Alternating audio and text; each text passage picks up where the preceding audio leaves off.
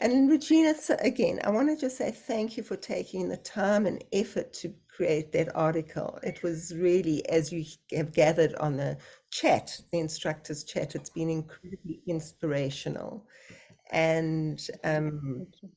I really just want to thank you for all the effort that you're doing, and also for bringing in deep democracy into that front of mind, as we can kind of look at it in terms of how we can take it further into the world. And I see this as, it just feels a big leap, the beginning of a big leap of being able to say, okay, so what does it do for us in the political realm, but how can we also create that political awareness to those people that matter in the kind of, when I say those people that matter in the political realm, how could we bring this message across to those people? And I think that your voice, particularly in relation to your standing and Mm, your standing within your community and your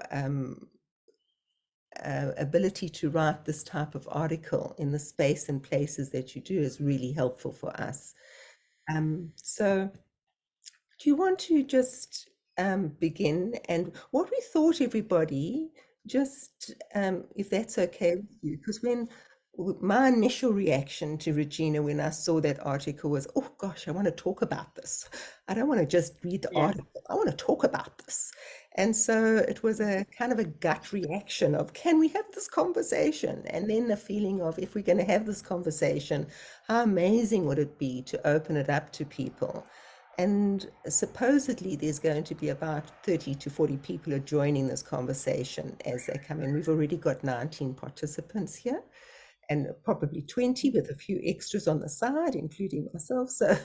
Um, so what we thought of doing, and I hope that's okay with everybody, is we thought that we'd just start with the article that Regina wrote. I will add a little bit more from the article that just synchronistically I literally read just before Regina's article came to my attention. It was quite, I'm very into watching synchronicity anyway. I'm sure that some people may think I'm a bit crazy in that way, but I couldn't get over that I'd read this one article around what was happening in Israel. I'm not talking about the Palestinian issue, I'm talking about what's happening with the people within Israel, the different parties within Israel. Um, and at the same time, reading Regina's article, it was just, to me, incredible. So what we thought we would do is Regina will tell you a little bit about her situation. I may bring in a little bit about the Israeli article, but more particularly to bring it into a conversation about how can we get to those people, and more particularly, how do we as a community work in our many different paths of lives that we represent through the Lewis Deep Democracy community? How can we action more in terms of the people locally to us? So that's what we had hoped to do. But again, it's a process. We'll do it deep democracies, Lewis Deep Democracy style. So we'll pop when we're hot and we will see where the conversation goes. But that's the intention, and you know that the intention is broad. We'll follow the process. But let's start with Regina. And thank you again, Regina.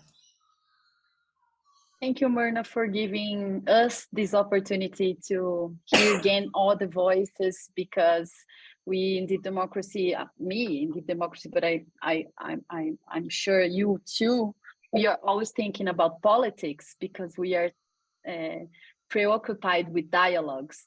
So it's a great opportunity to exchange with you things about politics and polarization that we are having in Brazil and also in Israel, and for sure in your countries as well.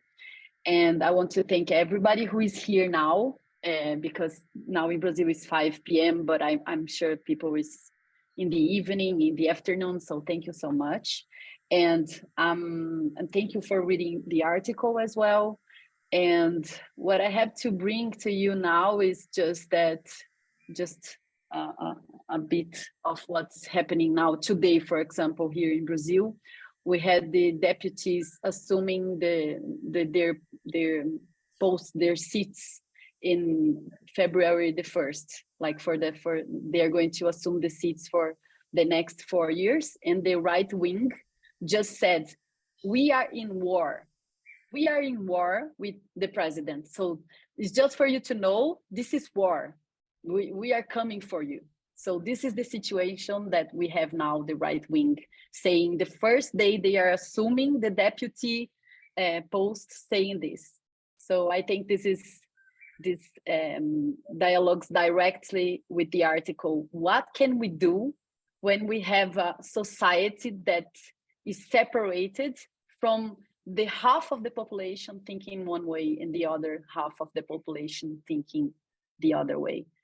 And this is increased by this fundamentalist religious vision of the world that is separating us, thinking that a part of the society is a monster or demons, and the other part has the light and has the aura of being angelical. So it's so difficult because we are not. This is a lot of unconscious, of a lot of an unconscious in our iceberg, because this is not rational at all. When we go to this place of fundamentalism, of religious, and I think it's very interesting because in Israel, the article that Mirna shared is the same situation. So it is almost like in unconscious mentality of the right wing. It's all over the world saying the same things.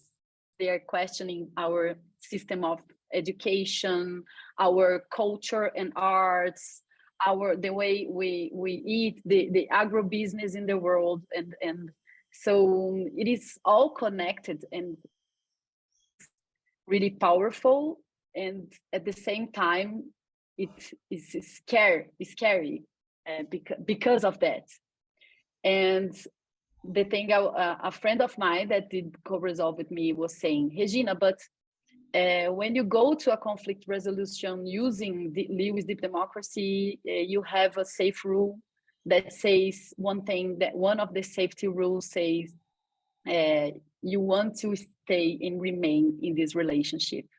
But a lot of these people doesn't want to be in relationship with us. So how can we do that? So he was asking this. So, and then we were debating about this a little bit. I said that when you say, what do you need to come along for someone that hates you or that doesn't want to build something with you, I think it's unexpected. The person, that person doesn't think you are going to ask he or she this question about, what do you need to come along with us? Oh my God, I wasn't expecting this. I think this is a very powerful question to assume. And the other thing is, when I wrote this article, I wasn't thinking that I was going to talk to 59 million people that voted against this government. And I just think that as we are working with fractals, there are many of these people that aren't that radical and with that hate. They are just scary and they have a lot of things in the unconscious of this iceberg, but we can approach them. Not everybody, but a good part of it. And I think just saying a little bit about the solutions, thinking about the solutions, we have to have institutional spaces to dialogue with the different, to dialogue with right wing right now. Because I think, as I said in the article, as we are now in the power, so this is, we have more tools, we have more institutional support, political support to make this movement to these groups. Né? If we lost the vote, we couldn't have this power with us, but we do have now.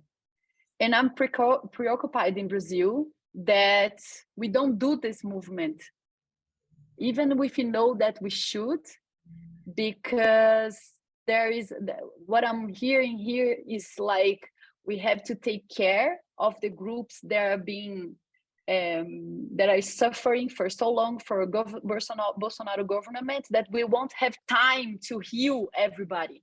We need to heal the human rights, we need to heal the activists, we need to heal the left wing that struggled so much in this government, so we won't have time to do this.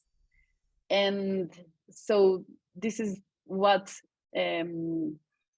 preoccupies me the most, is that we don't give this step further, and we lose this opportunity because the resistance line, it's so overt right now. And I think if we don't do something in this government, as we have 4 years to do it, I think we will go to a civil war. We are already talking in Brazil about building a wall between states, or separating Brazil, South Brazil from Northeast Brazil, because Northeast Brazil elected Lula. They think like this, that the Northeast of Brazil elected Lula, and they are more like they're not so, they don't have so much education. They are they have all these roles of thinking that they are superior in terms of education, and so I think this is it. Of course, to explain this in English is more difficult saying than writing, but I don't know, Mirna, if this is enough. This was what you were expecting in terms of me talking about the article. But I would love to hear everybody, because for those who read, I think a lot of people has a lot to share with us. And yeah, for sure, it wasn't something that I wrote. It wasn't something like naive for me when I said, like, what do you need to come along? I work with politics in Brazil. I didn't present myself, but I'm this pet for more than 20 years. I helped to build public policies for many local governments, even for the federal government. So I think we have human beings prepared to make these conversations, and every time more, né? So that's it. Thank you. I'm just going to. So, Regina, thank you. I think that you've kind of opened the discussion between you and I, and again with everybody else. And I'd like to just thank everybody for coming and for participating in this.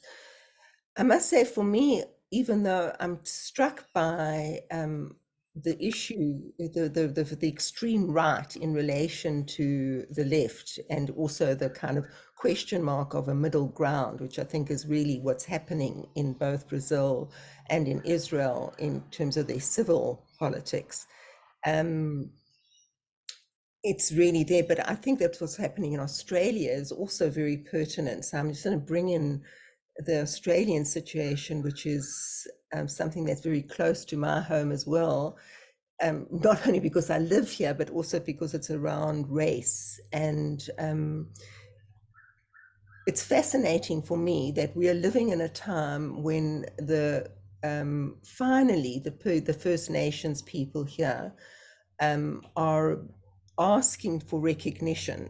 So it's not really understood worldwide, but the Aboriginal or the First Nations people here consist of over 360 clans. They're family clans, and they have over 100 languages between them. And they, several years ago, a large group of them met in Uluru, which is this beautiful kind of sacred mountain near Alice Springs in Australia, and they came out with a statement of the heart. It's called Uluru Statement of the Heart. And in the statement, they requested three things. One was, first of all, to have recognition for the fact that they're the rightful owners of this land. The second thing is to be able to be given a voice for their own destiny, and being given the sense that they have a right to what actually happens to them. And thirdly, to be able to be part and parcel of a government. And due to what they're asking, finally, 5 years later or 6 years later, they are now being given the potential of a referendum. So there's in order for their request to be met, there has to be a change in Australian law. The constitution has to change, and in order for the constitution to change, there has to be a referendum. And with the referendum, it's almost like one bite of the apple. We've had referendums before. The last one was the gay rights, which is a sense of the right for people to marry, which was a very, very important referendum for us. And thank goodness it won, that we got that passed. But this referendum, I believe, is so important to finally get what number-wise is a minority group, but in terms of Australia, is the most important question of a voice and a recognition, more through the sense of a say in government, a say. So not so much just a voice, but a treaty. And it's interesting for me that we're going to, first of all, the fact that we're going to have have this vote, this referendum vote, within this year. Normally it takes many, many months to educate a population around the referendum vote, and they only are going to have a few months. And already there's issues coming up between not only the clearly majority Australian group, which clearly have different views, and a large percentage, I think, are racist, or racist in terms of their knowledge and ability to understand what is happening in the country, and having a very quick reaction to, no, we don't want these people to be heard, as well as the internal struggles between the clans around the way the question will be asked. And so this is a very tense time in Australia in order to get this taking place. So it's almost like this fractal pattern that you talk about that's happening in the world is almost taking place at another level in Australia. And it's taking place, I think, on the world stage of politics, where we've got extremes. We've got the war that's taking place between Russia and Ukraine in these extreme things, the extreme positions, and with the rest of the world clearly behind Ukraine. But what is it doing in relation to Russia's voice? And even though we may not like Russia's voice, how are we going to end this war? And then we've got the fears of what's happening in the States, and the possibility of Trump coming back into politics.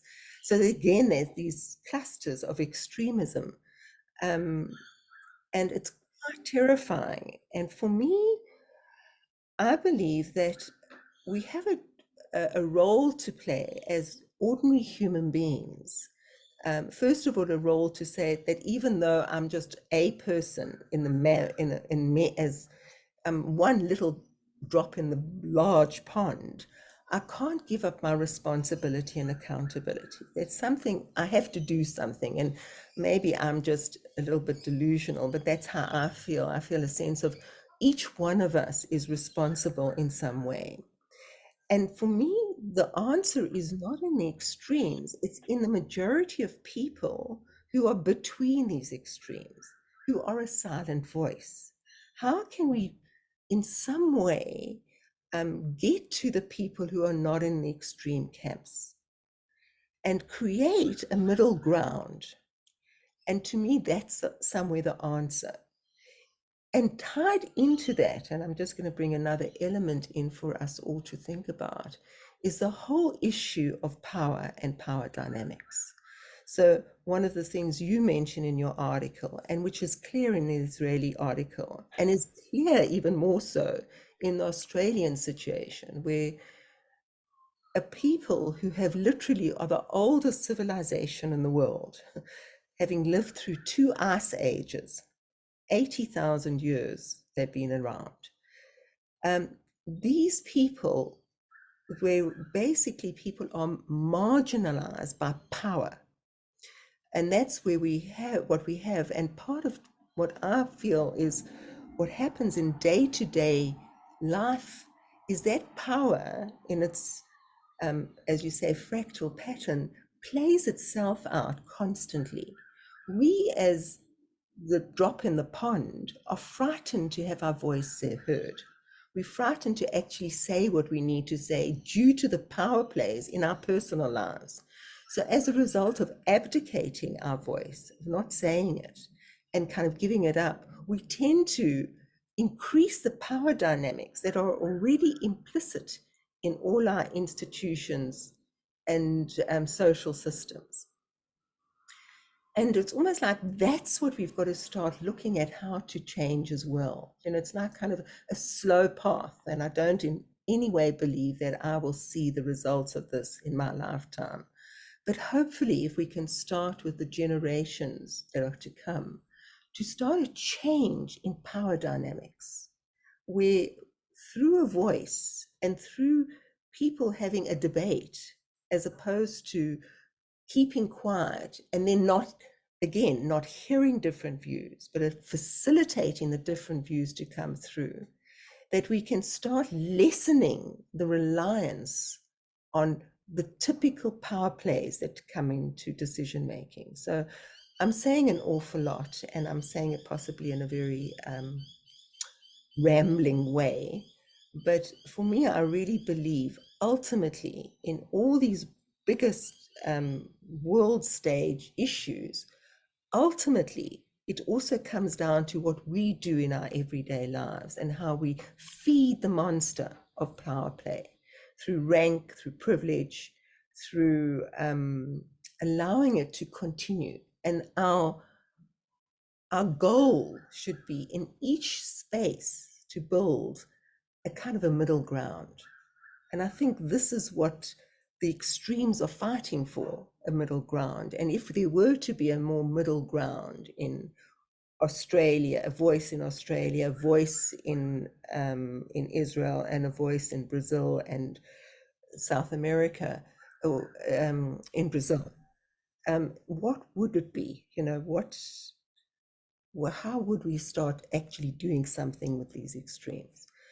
So I'm just wondering if what we should do is open it up to people for their comment, and I'm just going to try and change my focus here to gallery view again. Let's see, I've got off this.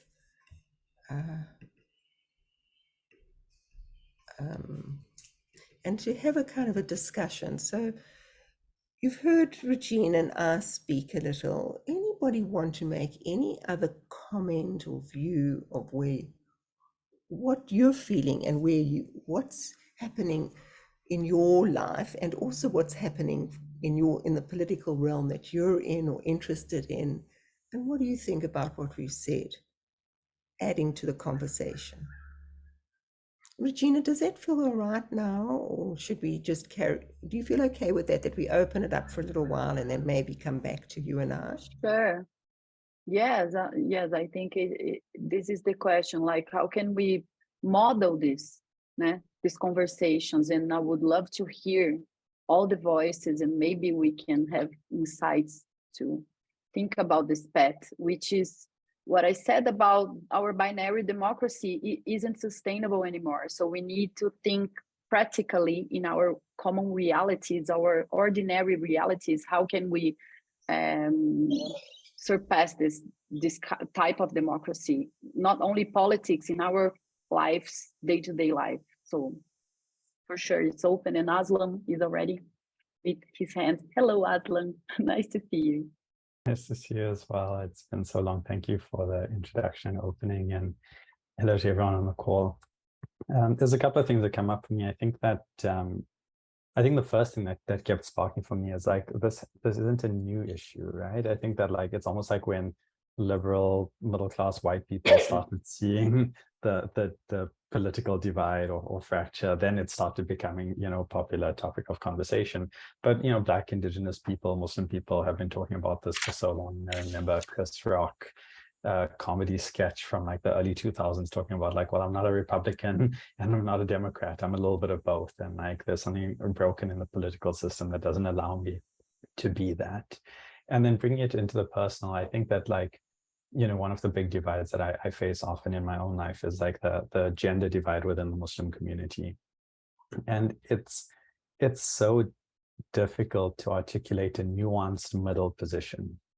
I think it's easy to like name an extreme on one side or the other. Feminism is corrupting the Muslim community, or patriarchy is the root of all of our problems, and we need to. But like to find that middle space in between, and articulate the complexity and the nuance, it's a challenging task, and to do it in a way where you're also compromising yourself. And I'm thinking about coming from South Africa as well, and like in some ways, like the ANC was that middle voice. It was able to like bring everybody together so that we can make progress. And there's a part of me that's like, and that the ANC sold us out and like didn't make the progress that it needed to make. And I'm like angry and frustrated at that. So I think that internal contradiction that we face in trying to articulate nuance and progress that is not perfection, I think is really challenging. Thank you, Aslam. Any other views? Love to hear them. Thank you. And if you anything that Aslam sparked as well, I mean, what you're saying in relation to the gender issue and in relation to the political issue in South Africa, for me, I can resonate with that very much so. I don't know if you're able to check the chat, and it's definitely one that's come up to me, but it would be lovely if people, it's so hard to kind of concentrate on the chat. And also, I can understand some people are finding it difficult to talk because it's in Portuguese. So maybe Regina, you can check the chat. So thank you for using the chat. But if you can speak English, it would be, and feel comfortable in English, it would be lovely to hear it. But I understand that some people find it. Regina, do you want to answer the chat? Yeah, I was translating quickly to English so everybody can understand. And then I'm going to read, and then I can, but let's continue listen to hearing the voices, and then I can read because it's not that small, and then I can answer, sure. Good, thank you. So Aslam, thank you for your comments. I really, they bring up a lot for me. And for other people? Good evening, everybody. I was, hello, Myrna, it's nice to see you again. I'm sorry I missed you the last time you were here in Belgium. And I was just chatting to somebody here who's also following, is how can we relate all that is written by Regina? Thanks, by the way, for your very good article.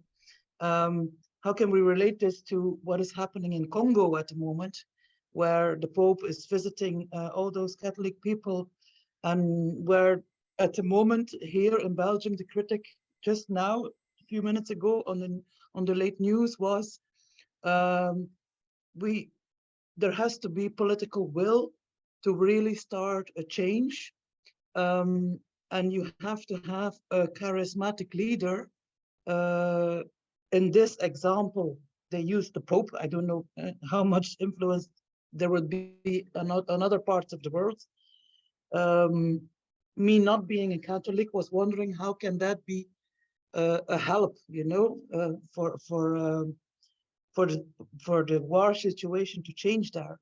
But if you look at civil society over there, in some countries, like now at the moment, the region of the Kivu, apparently not all NGOs or not all social workers or people, civil servants are reaching or are finding a good approach to this middle ground, and leaders do.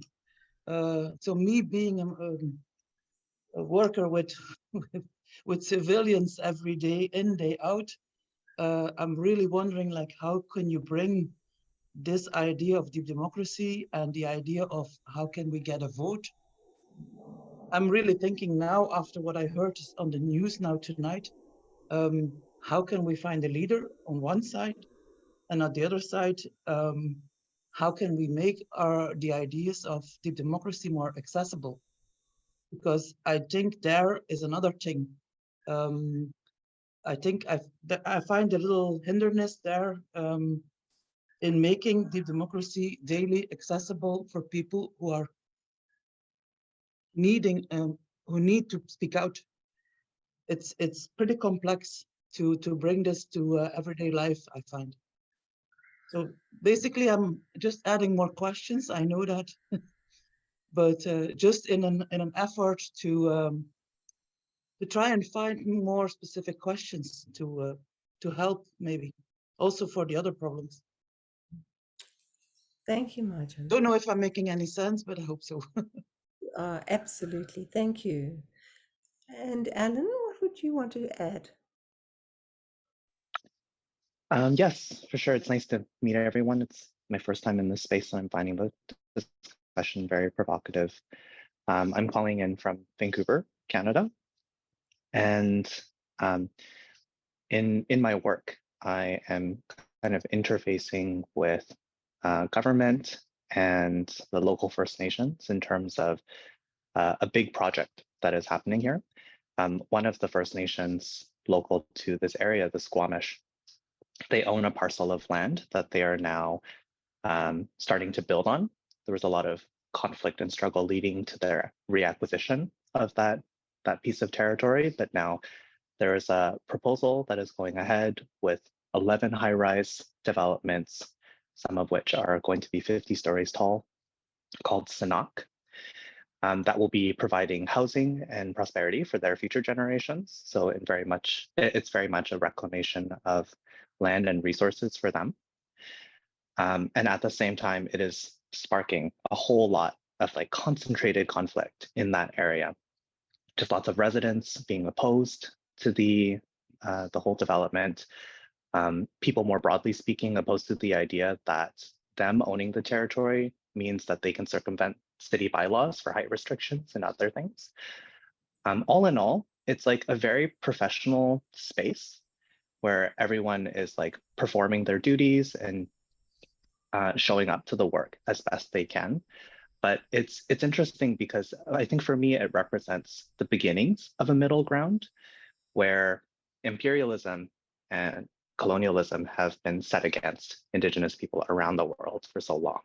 And this is a space where like the beginnings of reconciliation are starting to happen.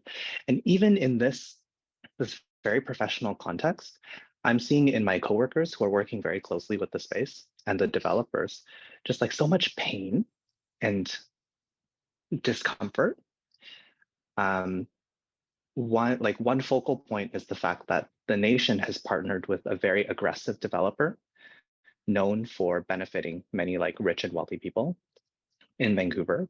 And so they have somewhat of an antagonistic relationship with the municipal government. And yet why shouldn't the nations be able to benefit from their tactics in the same way that other powerful people have? We're like stuck in this place where we want to treat the developer in the same way that we have before in the past. But now that they are like bound as a legal entity to the Squamish First Nations, anything that benefits the First Nations benefits them too. And that space is like just a profoundly complex day-to-day navigation of things that bring up pain and discomfort to us as individuals, professionals working through our values. And I think that is a barrier to bringing deep democracy into these polarized spaces, because as we approach a middle ground, we approach this place where loss means suffering, where compromise on our values is just so difficult to enter into because we expect pain, we expect loss and suffering. And I suspect the natural human instinct is to want to avoid that, right? Like, how can I care for you knowing that you will feel pain if I hate you right now? Yeah. That's, yeah, just, I think something I'm thinking about. Thank you, Alan. That's amazing. Thank you.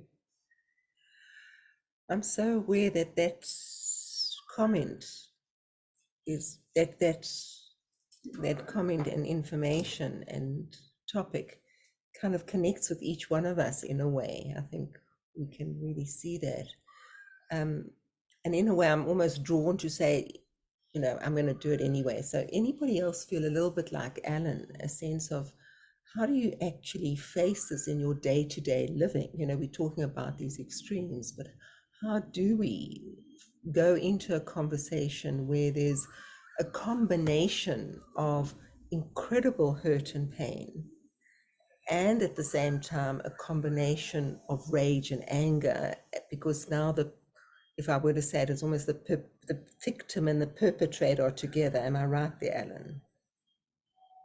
It's like kind of, this is Yeah. the reality of we're bringing two very extreme groups together to work together. And for me, it reminds me very much of that first bit of work that Greg and I did in ESCOM, where we basically were working with communities of the victim and the perpetrator in the same room. So for me, I can totally resonate with that and how difficult it was. Anybody else want to,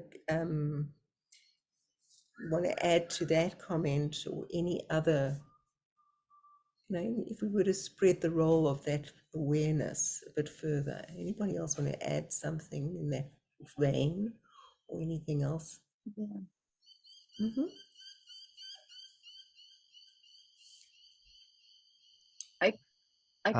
Michael. Mm-hmm. Okay, thank you. This is a topic that's fascinated me for my whole life, politics and communication.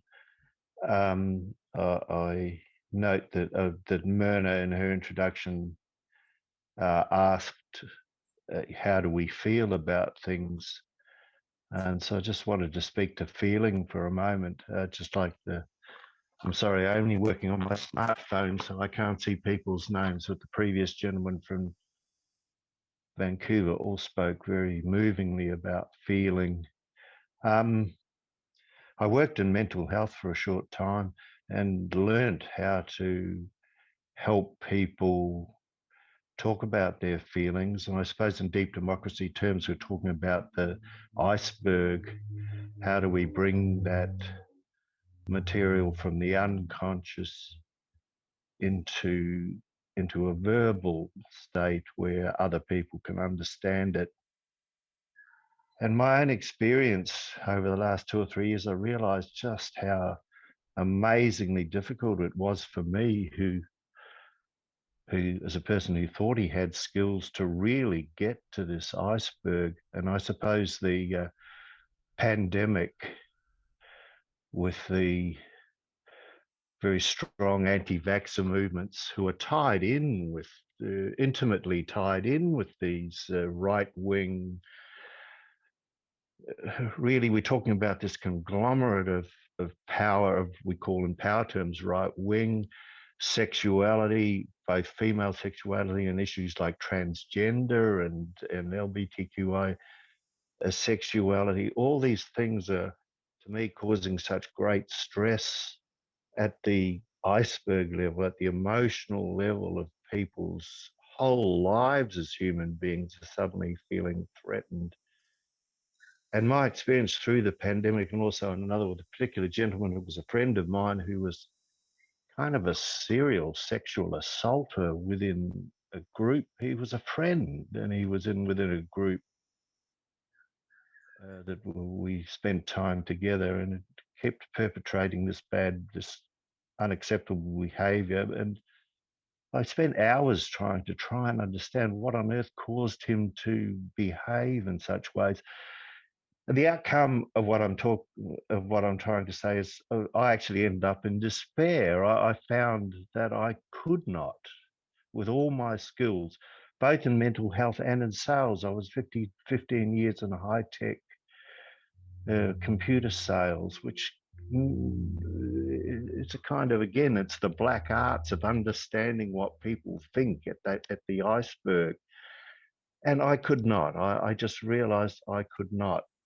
And unfortunately, I'm working off my smartphone, so I can't type or chat. So this gentleman, George Monbiot, struck me. It's a book called Out of the Wreckage, an English intellectual. Probably most of you are familiar with him. I was struck by a single sentence in that book. He said, people find it hard to hate each other if they eat together.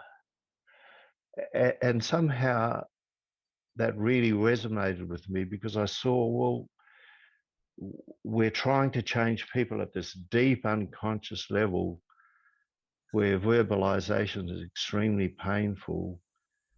And yet he came up with a very simple solution, that when we're spending time together, when we're doing things in community together, his approach is community development, it makes a difference. So I have my own small little project just to take into the community to try and integrate loneliness and address loneliness and social isolation by getting people to dance together. But that's just an example. I was really struck by George Monbiot's phrase, when people eat together, they find it difficult to take each other. So if the question here today is what things can we do at a personal level, my suggestion is the problem is below the iceberg. The problem is at the conscious level. It can be extremely difficult to approach at the verbal level, and I was appalled by my failure to make communication at the verbal level. And maybe there are things we can do to create community projects where people are working together or acting or doing something together, which helps address the situation below the waterline. I hope I haven't spoken too much. Thank you. Thanks, Michael. Regina, you wanted to add, and I'm sure you Yeah. the translation. Yeah. Thank you. No, I just want to add to the voices I'm hearing. I just made some comments like verbal is not enough. So we always talking won't be enough to. So maybe we have to have joint projects, small projects, an equal agenda to bring. We are not going to achieve the who is in the extreme, but we should try to go to the middle ground. And there are three things that I want to add to this. One of them is I would love to know more about when Mandela did the Ministry of Reconciliation. How was that experience? Because this is, I think, as a public policy is important. We have countries there that are separated, so how did this work? Did this really work, this Ministry of Reconciliation? What was this experience? The other thing I thought was I wrote an article in Portuguese, but I think I would translate to English as well. When I was asking everybody to be facilitators, I don't think we can be in a world anymore where we don't have this skill. We don't need, the person doesn't need to do deep democracy, but nonviolent communication, whatever you find interesting, you should have this muscle of knowing how to handle emotions, how to be and remain in, as we learn in Live with Deep Democracy, to remain uncomfortable in situations where we can gain, like when we don't have power, or when we have power and we need to maintain the discomfort situation. So we need to learn this. Another thing that came for me is like a few years ago, I saw a white supremacy iceberg. And in the part of the rational, in the part of the conscious, there was many phrases and words. And then a lot of things were in the unconscious. And I was just doing here our iceberg from our conversation here, that maybe we could do a drowning, thinking that not the verbal is not enough to say all of those things that are now conscious for us, like anti-vaccine, LGBT, sexuality, land rights, communism fear, all these things that like the right wing is using to make people afraid and needing to separate from us, and what is in the unconscious of this. So like a drowning. And this is what I'm just a few things that I'm thinking right now about the conversation. Thinking how can we deal with everything, all of this. Like, that's it. So again, there's also Claudia here that has come into the chat, and I don't know if that's the chat that you translated. Sorry. So I have Claudia. Sorry, Sorry, I Claudia's just from tried to Brazil help too. you. Yes, I am from Brazil, and I just help you on translation. That's it. I'm just here as a listener. Yeah. Okay. But she's the translator of all my courses that are in English from the Brazilian groups here. So Claudia is a great partner. Claudia, do you want to tell us what you've written in the chat? Because it's so hard to listen. I find it very difficult listening and reading at the same time. I can't multitask like that. I lose my sense of presence. So could you just give us a sense of what was said in the chat? Okay, right. So I think this is has been posted by someone else that hasn't. Oh, Liliane. Right? So that's right. So I haven't actually. That's not my thoughts, right? But I actually translated what she wanted to say. But it's kind of. I've got an impression that 2 points, one collective and the other one more individual, are crucial, are key. One, the local culture is not prepared for the attitude proposed by the democracy, presenting strong traces of authoritarianism. Number two, the divergence of personal values. It seems to me that a minimum of convergence is necessary for both parties to want to come together. But we need to start this movement even though we're not that ready. Okay, so that's what she wanted to say. Lovely. I'm going to answer, Regina, your question around the South African response to, and it was Mandela's, came under Mandela's presidency, but it was actually Desmond Tutu, who was a person sitting over the Truth and Reconciliation process and how it's been seen as a very important process through the world. And I don't want to deny its significance to the world, and it's definitely a major step forward from the Nuremberg trials that happened after the Second World War. It's definitely something. And I know that in Australia, there's a lot of question in terms of that we need to be recognized and seen in our history, seen that there needs to be a re-looking at actually what happened and a recognition of the horrors that took place against the indigenous people of this land. So, and at the same time, I think that the Truth and Reconciliation process, which I listened to while I was in South Africa, Aslam, I don't know if you were there at the time, but listening in, because by the way, it was televised and it was on local radio all over the country. It was quite a horrendous process and to watch. It definitely brought attention to the horrors. How much of the healing took place, I really don't know. And I think that there was a large number of people who felt that it didn't necessarily open the wounds and just let them seep. I think that it was better to talk about them. But did a healing take place is a question mark. And again, was this enough for a country and for many, many people who had gone through this process, as opposed to just, and it sounds crazy because it was nationwide, it was still a small group of people who had the opportunity to speak up. So I'm coming back to Alan's statement about what do we do with our own emotions, of how do we today, as people, as individuals, in our own right as human beings, because of our own inner feelings, how do we cope with these situations?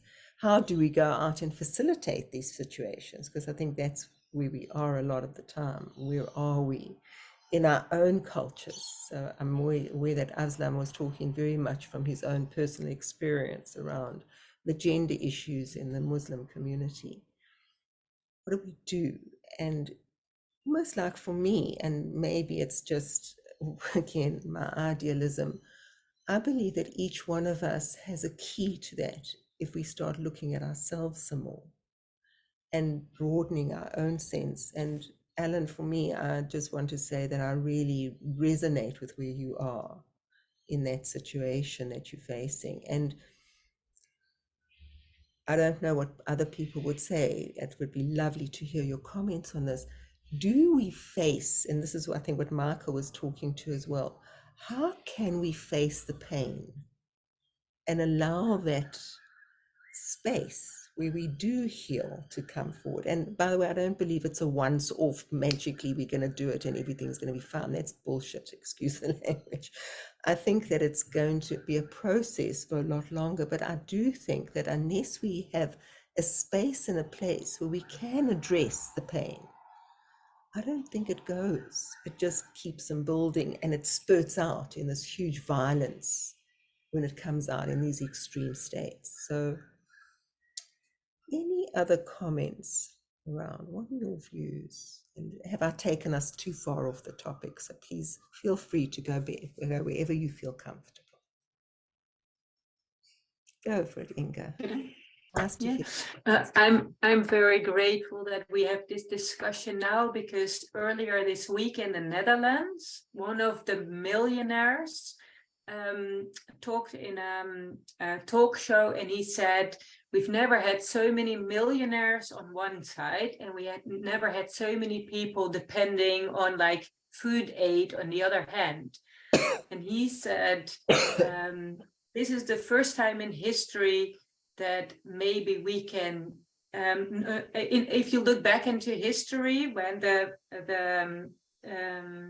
difference between rich and poor was becoming bigger and bigger, the only way to solve that was through war. And he said, but how great would it be if we can change history and find other ways to redivide wealth? And he said, he made a few suggestions on how the extreme rich in the Netherlands could actually contribute to divide the money in another way. And so I was like in front of the television going like, whoa, that would be awesome. And so I used one of the levels 2 to actually address this subject and say, okay, what can we do to expand this view? And then I actually stepped into, like Michael and Alan described, my own fear, because I realized there was so much tension around that subject, and that I realized that the subject was so big that it was hard to hold space to it. And so I'm really grateful that we can actually talk about it, because I feel like in the levels or even in the small teams that I work, if I could facilitate the conversations more on topics like this, I at least would be a valuable drop in the ocean, right? Like you expressed. But and just for me to actually talk about this and realize that it's my own fear as well, to that I should maybe I'm looking for some sort of answer. How can I step out of that fear and step into, because I believe so strongly that we have to do something and that the key is within me.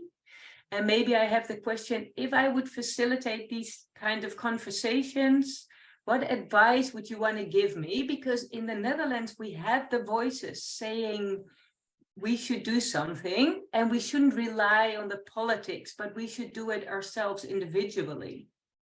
Mm. So I'm in a good country to I hope I'm making myself clear. Yeah, absolutely. I think the one thing about the Netherlands, it's one of the early adopters as countries in the world. It's such a lovely country to live in, where you are able to try new things, and it's amazing. And I'm wondering then, in terms of what Inga's talked about and what others have talked about, a sense of who else feels a little bit like that, you know, what do we need as individuals to bring these topics to the fore? How we're talking about people out there doing it, but how can we have the courage to do it?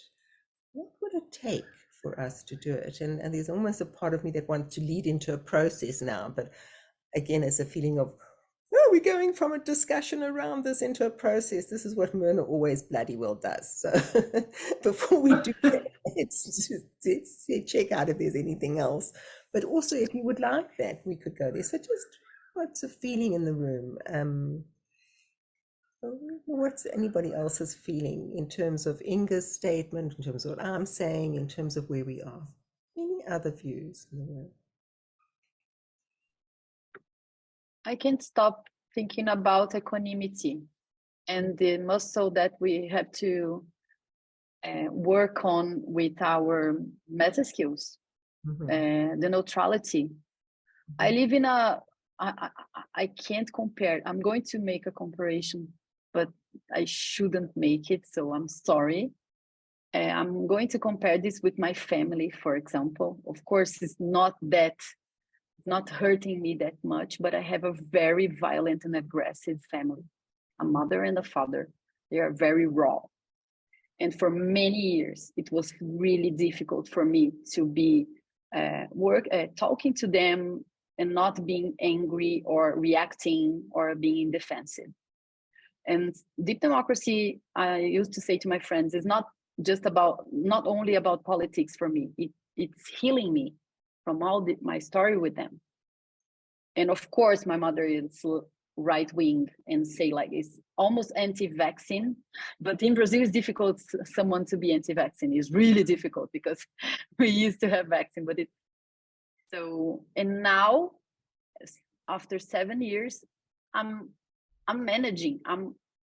My father died from COVID, so he's not here anymore. I don't know if this helped, but it's been easier. And I think I have inside my routine, like dealing with her, it's almost like she's one of the biggest challenges I have. So when I go to a group, I always say, oh, but I have my mother as an example of someone who hurts me, and I have to like really be neutral to be in contact and don't bring this personally to me.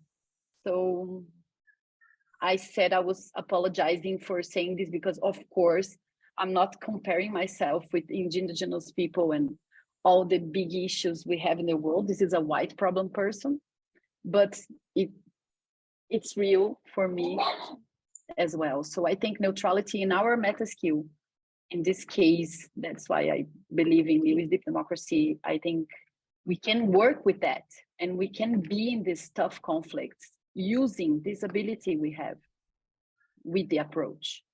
How do you feel, Aslam?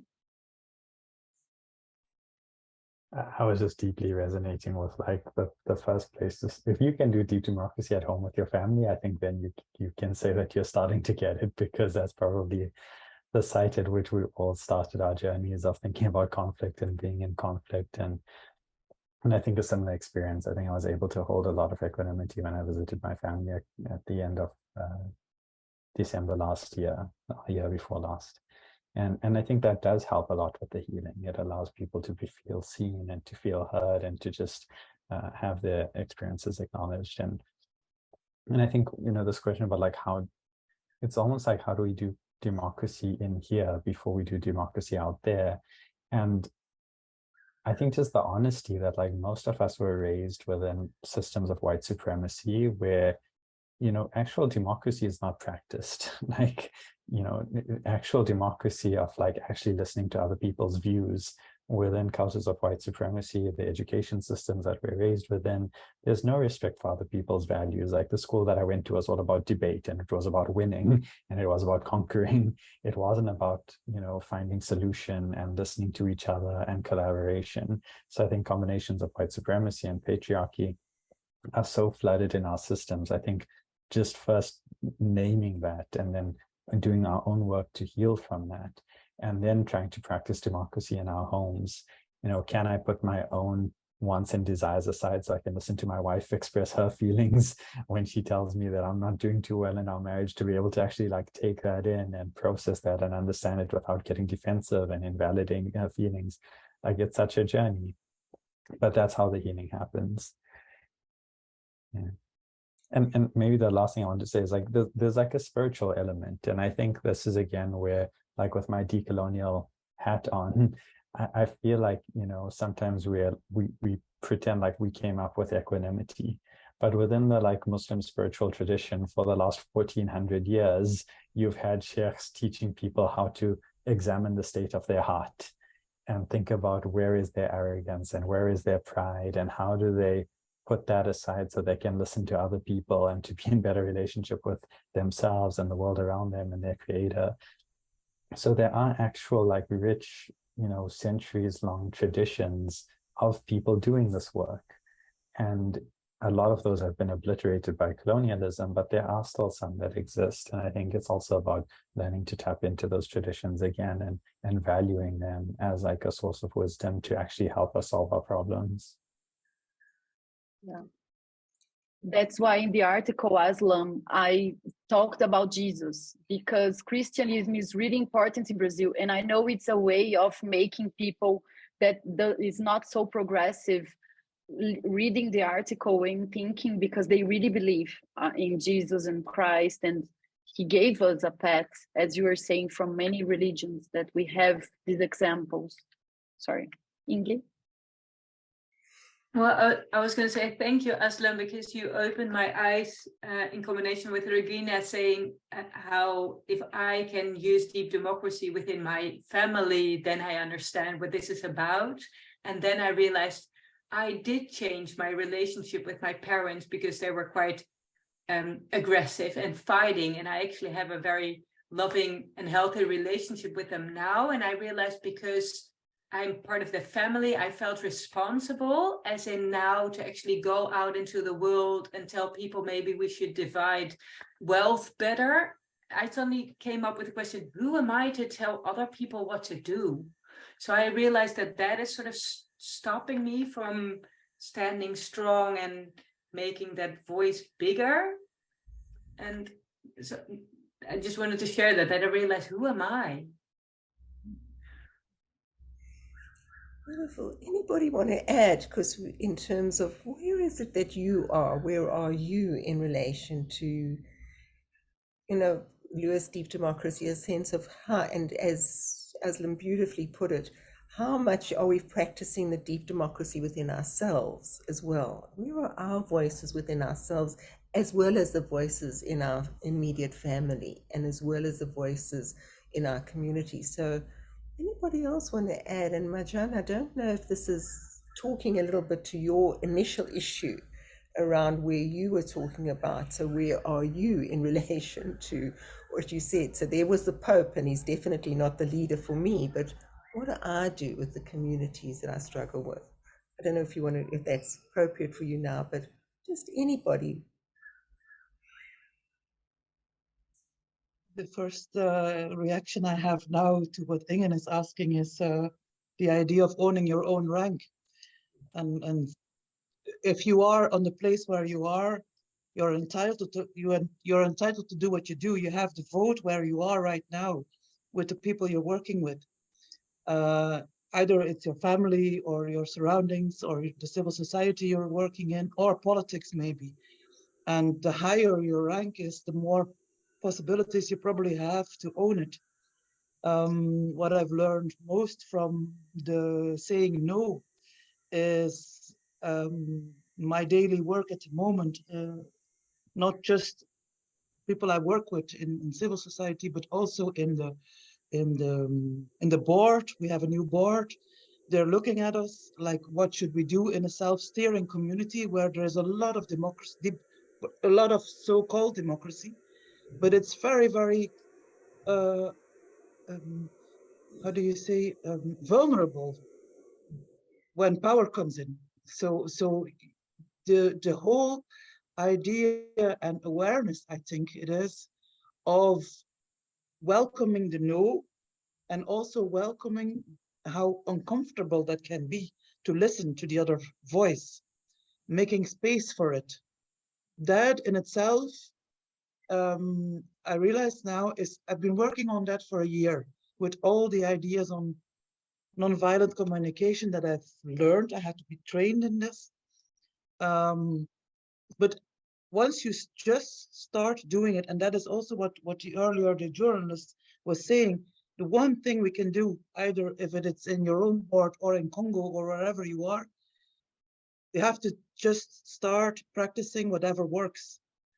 And if asking space for saying no is the first thing to do, then, and in your place, then just do it, and take 20 people with you in doing it after a while, you know. And that is the drop in the ocean, I think you're talking about, that we can make. I mean, we cannot all come on the street tomorrow because nobody will believe us, and they will think we're new, excuse me for the word, but they will think we're new terrorists and react in another defensive way. So that is not the way. So it's in the middle, I think. Oh, that's a good point. Circles again, but I think the awareness of having on one side the space for the pain, of course, knowing that it's there, seeing what is being said, and also hearing the no, and not and staying neutral. The word neutral as meant here, because staying neutral is exactly not what we mean when we want to say our no, I think. For me, it's as you're talking, there's a sense also the importance of a proper debate, or should I say the Lewis deep democracy debate. So it's almost like we voice the no. And for me, the important thing is to do the debate where we all are on the same side and we all are on the other side.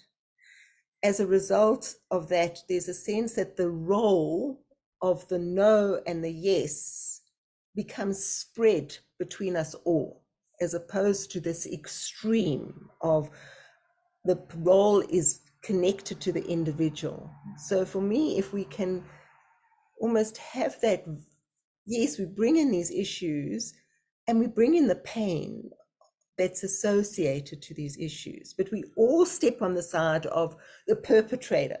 We all are perpetrators and we all are victims. And almost can we say the voices from both sides, as opposed to getting it hooked to individuals or to specific groups, or to, because I think that the moment the roles become rigid because they're fixed to individuals, it's another way we're lost. So for me, the debate is valuable. But again, what will other people think about what is coming on? And I'm just aware of the time and aware that we've stayed here so long, which is amazing. Most of us have stayed, very few people have left. And, you know, we're obviously very into this conversation. What do other people want to add? People who haven't said anything, or anything that you want to add? What I just want to add, what you were saying, like putting it on individuals. When I also, it's not always easy for somebody to take the other side. And what I always ask them, what are you afraid of? What's holding you back? Why are you afraid to just go to the other side and try to see what the other ones are seeing as well? And it's so interesting. And if if you do it in a physical way, it's not only words, because here is also said that verbal is not always easy, but you can see people really hesitating going to the other side physically, or honestly saying, well, I cannot do it. And that's so interesting. And as soon as they say, I cannot do it, or when I say I cannot do it, there's already some fluidity coming in yourself. And I think it's so important to get, even how small it is, you can do it with children, you can do it with also, because I also heard owning your rank. I also think not always you have to own your rank. It's also good to be in a setting and that you can say, well, we both are right and we both are wrong. And just try to move together. And I think we can do that. We have that, the skills. The debate is there a very nice example for that. And I really love to do that, and to do that with people and take them along. And I know that sometimes I have a strong voice, and then I say, I hold back and I want to hear your voice as well. So to do that more. Yeah. For me, what you're saying is to have that sense of when the no comes, and you're right, it's so lovely when you say it, just the consciousness of I don't want to go to that other side, that in itself begins to be there. And what I hope that we can do for ourselves and for one another when we do this is to recognize that that's a very hard place. And maybe to me, this is where Alan's thing comes in about the pain of the situation. This is painful. It's not easy. And not to kind of hit ourselves on the head and say, you bad person, but it's almost like, now's the moment for compassion. Now's the moment for patience. Now's the moment for gentleness. You know, don't go there if you don't want to. Almost like stay here and just let's be in this moment for a little while together.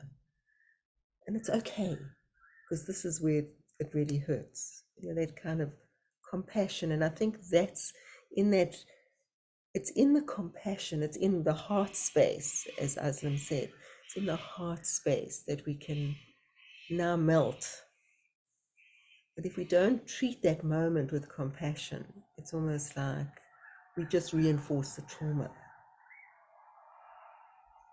My view, other people's views. Thank you for that, Helga. Anybody else? May. Yes, I just, it's a bit like throwing a bucket of ice water into the discussion, but I just wanted to take a moment. I think what we've been talking about is 90%. We've been talking about ourselves, our feelings, and what we can do as individuals. I just want to spend a moment on 10%. And that is one thing that, take climate, for example, one thing that really disturbs me is that power survives by making the responsibility individual. Now, it is individual, but the idea that, you know, we can save the planet by buying a reusable coffee cup instead of using a plastic styrofoam.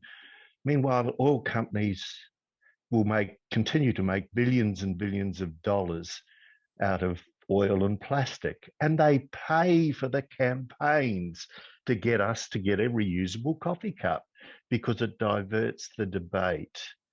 And I do think in the 10%, and a couple of people have alluded to this in discussion, 10% is to remember that this division that we've been talking about today is useful to somebody.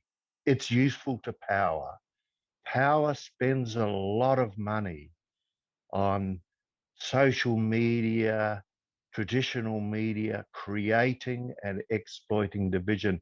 And I think in our work in the community, while we use these wonderful tools like deep democracy and our own personal skills to make change at an individual level, I do think it's important to retain anger about power and the exploitation of our society by power.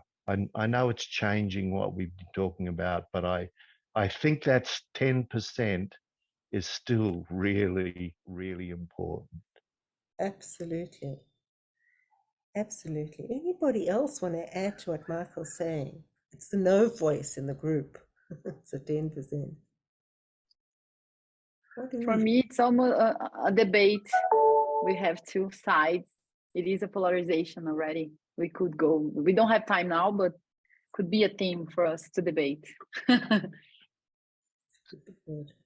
But in terms of that debate, Regina, or anybody else, in a sense of, so if you feel a sense of it, and it's true what Michael's saying, that sense of that we're locked into at an archetypal level, it's not at even a conscious level, at an archetypal level, we've lived from, you know, for these thousands of years, whether it's whichever one you go back to, maybe not, but even in the indigenous population here, there's a sense of power and control with the elders, but and obviously a sense of that it may have been a bit more out of the power brackets that we have now. But if we think of how we are all archetypally linked to this living in systems that are so hierarchical, so rank driven, and so much dominated underneath by power.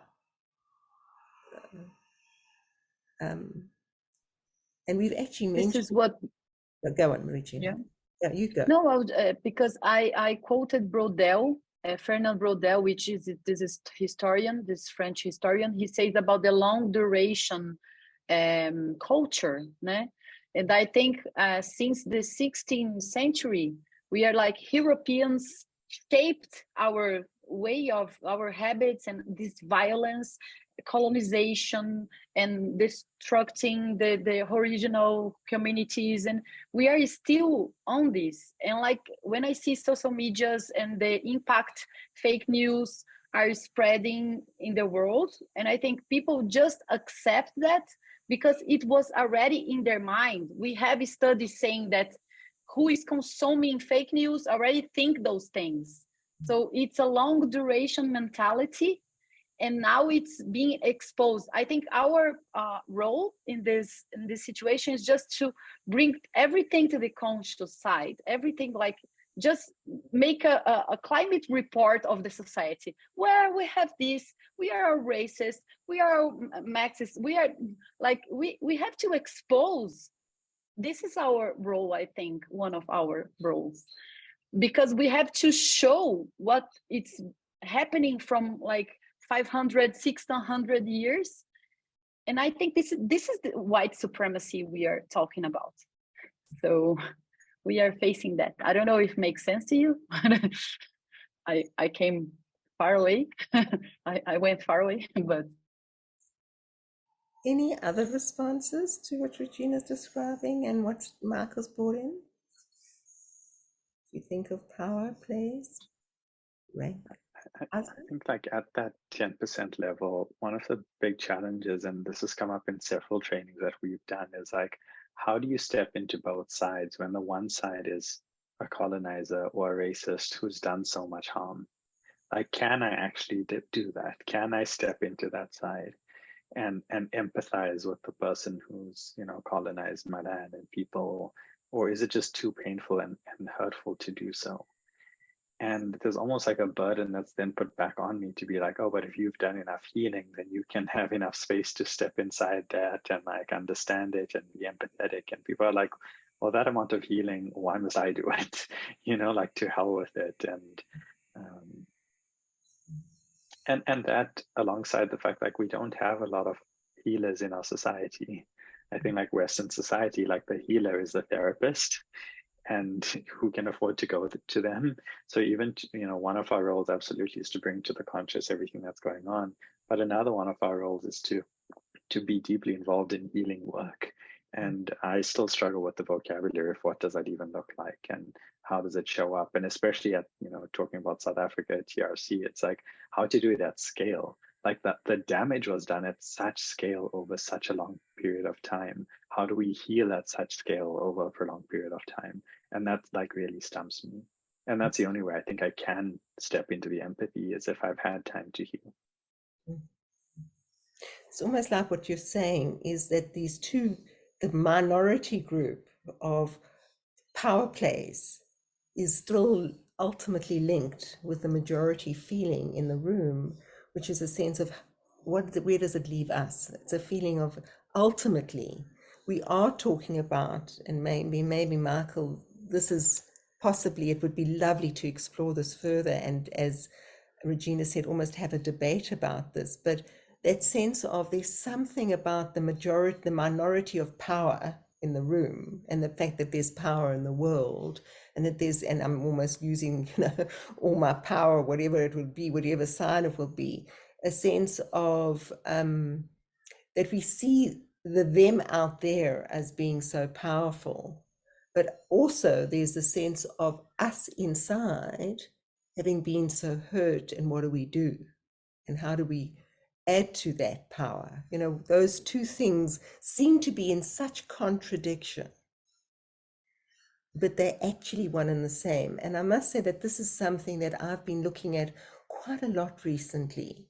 And I looked at it, it's interesting because, Michael, you brought in the sexuality, and I'm going to leave it in that way in a comment. It's like, we tend to see things in extremes of this side and that side. And there's nothing more extreme than pleasure and pain. It seems like they are totally extreme.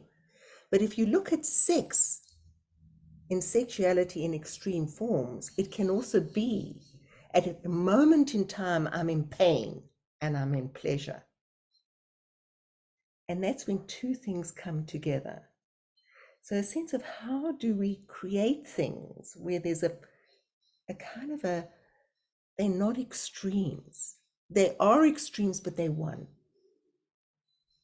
It's fascinating to me. So, and in a way, I mean, this is a crazy way to end this discussion where we started, Regina. That's like, where have we gone, rambling on? But I think that the beauty about it is that it's evoked so much, your coming back to your paper and where we started. And again, I just want to thank you for that, again, for being and for providing this platform for this conversation. Thank you. And I'm wondering if each one of us who are still here could kind of, in a way, as a way of a checkout, because we didn't check in other than our names, but just say one word of how they're feeling right now as a way to say goodbye. How has this been for you?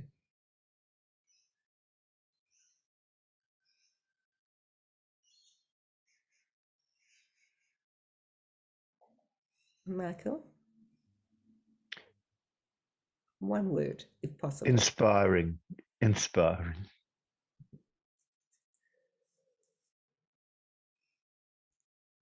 Would you like to go next?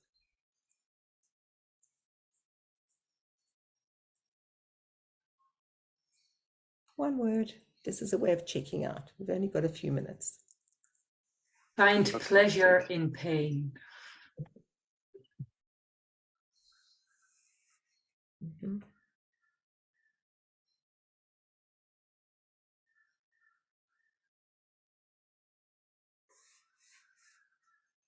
United by seeing you all struggling with the same questions or similar. Thank you.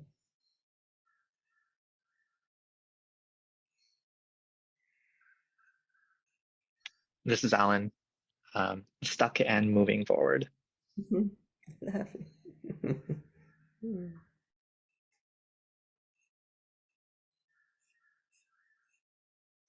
For me, there's work to be done. Like, let's continue.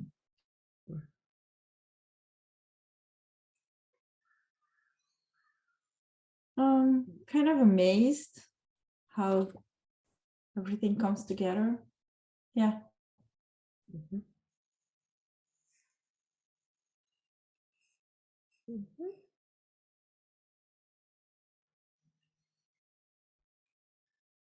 Uli, we can't hear you on mute. I like this word, there's work to be done. It's like a workshop, continuing. Private and political. LDD Summit. We already talked about it. Yes. You want to, Claudia? Well, I'm not an expert in democracy, but I had the opportunity to participate in a couple of workshops, and I always find it fascinating but very, very challenging. Other people? Anybody else want to go? You don't have to check out if you don't want to. That's fine. But if you want to. So I'll go. It's Carmen.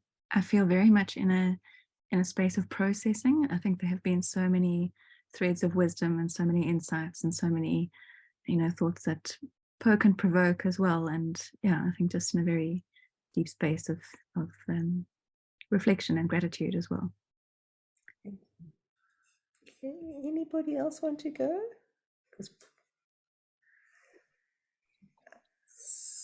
Aslam, do you want to say anything?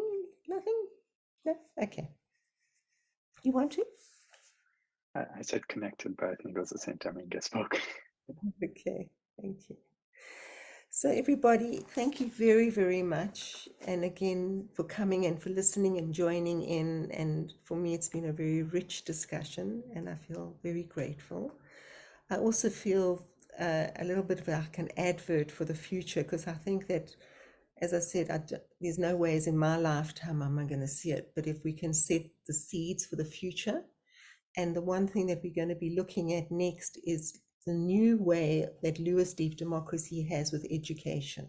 We're about to come out with that statement and what we've come up with as a result of an international research that we did at Darwin University with Charles Darwin University. So watch this space, and it would be lovely if you can come back to that. And if you could also spread it amongst everybody as well. Thank you, everybody. And thank you, Regina. Bye. Thank you, Mina. Thank you, everybody. Bye-bye. Thanks, everyone. Bye. Thanks, Myrna. Bye-bye. Thanks.